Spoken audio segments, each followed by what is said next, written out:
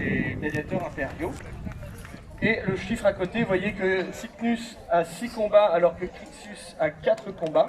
Ça ne veut pas forcément dire qu'ils ont gagné ou perdu, ça veut juste dire qu'ils ont fait ce nombre de combats. Voilà, alors, on va pouvoir commencer directement les combats. Je vais vous expliquer en même temps les spécificités de leur style et de leurs armaturas, c'est le nom qu'on donne à l'armure. Alors, la personne avec un casque avec une tête de griffon, vous voyez, très décoré, c'est le Thrace Cycnus.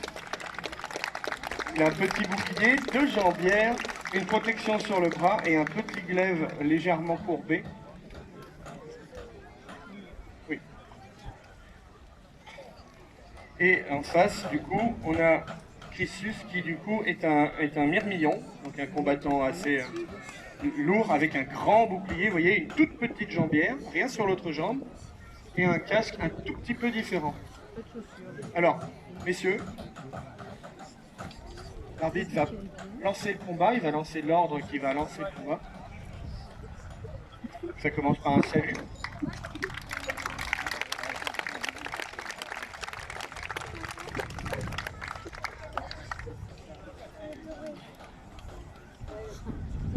Époclaté, ça veut dire qu'on combat.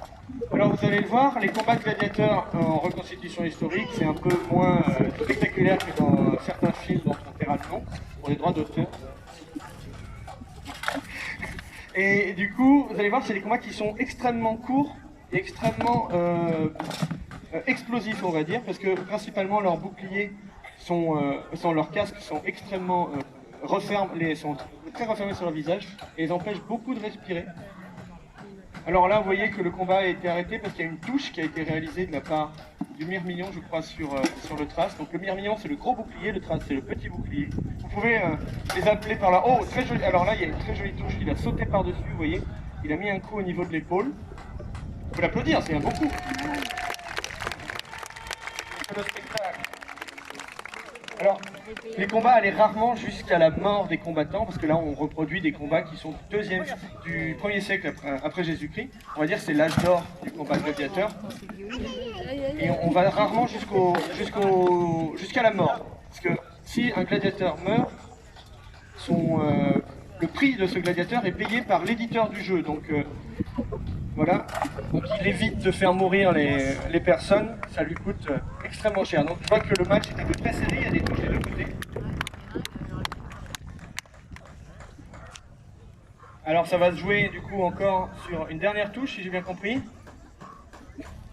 Alors ceux qui sont un peu plus près, vous devez les entendre déjà, ils commencent à souffler assez fort.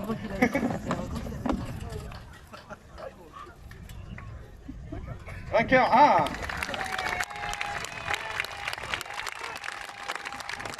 Alors, la touche s'est décidée voilà, sur une belle explosivité de la part de Cycnus, qui a réussi à passer par-dessus.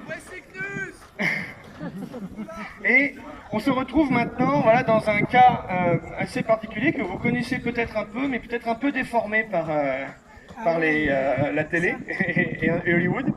Un des gladiateurs a perdu, il a mis un genou à terre. Comme je vous l'ai dit, ils sont rarement touchés mortellement. On va dire que là, il a une belle estafilade normalement. Ça saigne un peu, la foule est en délire. Et il va lever le bras peut-être, sauf s'il n'a pas envie. Mais... Non, oui voilà, merci. Il lève le bras comme c'est... Donc ça veut dire qu'il demande au public et à l'éditeur du jeu, parce que c'est lui qui a le dernier mot, ce qui va lui arriver. Vous connaissez le pouce en l'air, le pouce en bas? Oui. Oui, mais c'est pas ça. Ça, c'est une invention.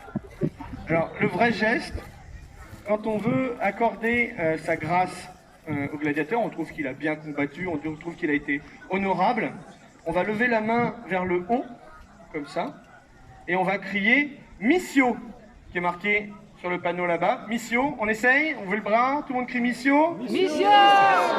Voilà, donc on lui donne sa grâce, qu'il reparte debout, littéralement, ou le gladiateur a été déshonorant, une honte pour la gladiature, il a été odieux.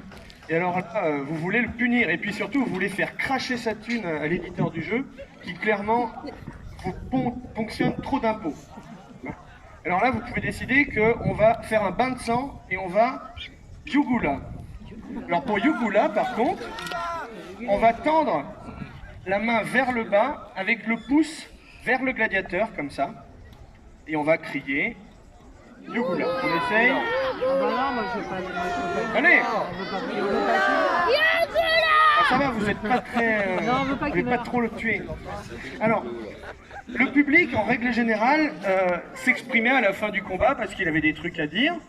Et comme je vous l'ai dit, ensuite, c'est l'éditeur qui décide du résultat. Donc, public, vous voulez qu'il vive? Vous voulez qu'il...